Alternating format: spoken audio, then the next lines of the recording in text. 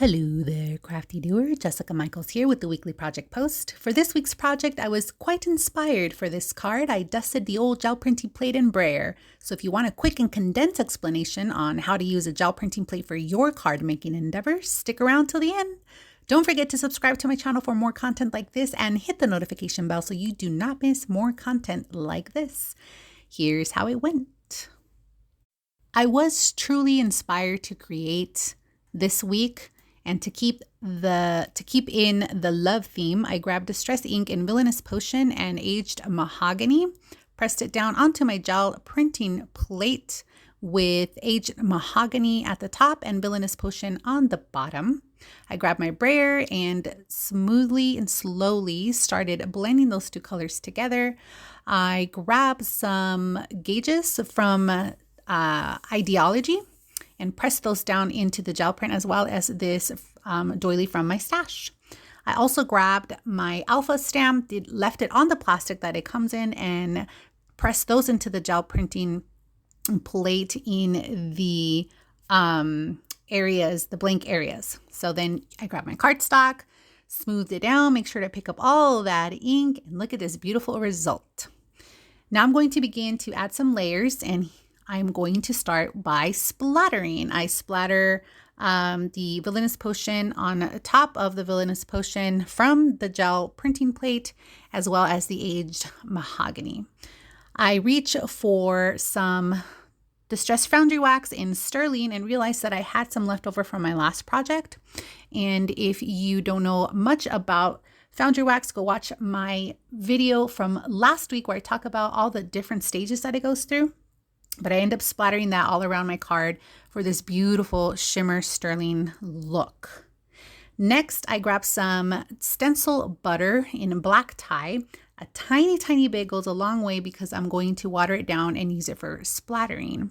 I splatter just in this area off to the left because I know that's where I'm going to add some stitching with my sewing machine.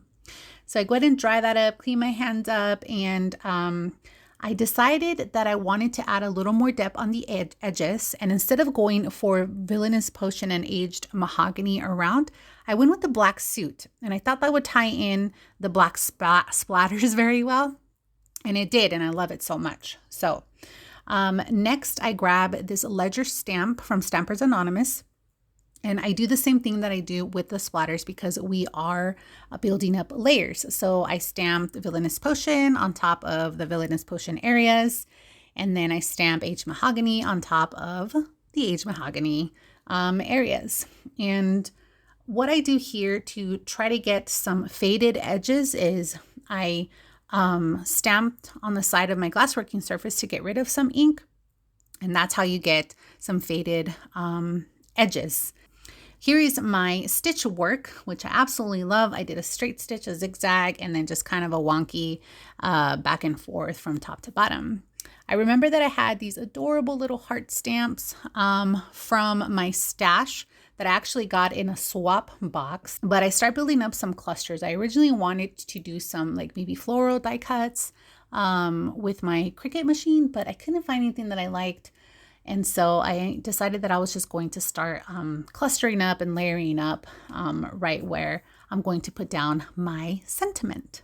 So I decided I wanted to distress the edges, and I used my semi-sharp X-Acto knife to do that. And I'm really glad I did because it adds just another awesome element to the grunge look that is absolutely right up my alley. And I use my liquid glitter glue to adhere it to my base. It gives me a little bit of wiggle room to kind of make sure that it is on there pretty centered. And I think I got it pretty right. So next I grab my sentiment, which I'm going to adhere with some foam tape. Now this sentiment I have been pretty much praying and meditating on all week. It is a quote from a small business owner from a local coffee shop that I obsess over. And he was doing an interview for small business owners, and he said, in a nutshell, you have to have a mission that is greater than the moments you're going to face as a small business owner.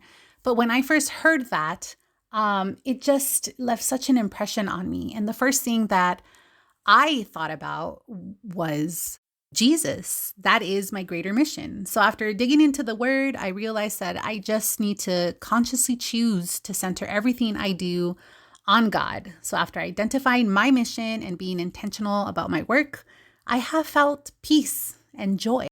I added a little bling from my sequins stash, a little stitching and splattering inside of the card, and a sentiment with my alphas to complete it.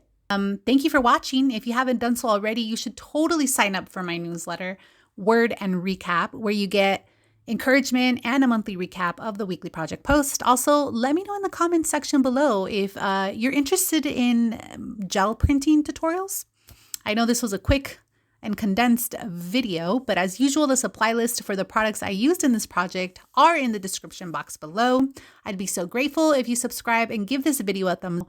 Thanks so much for popping in. Remember that you create because you were fearfully and wonderfully created. Don't forget that you belong, even if paper crafting isn't your thing.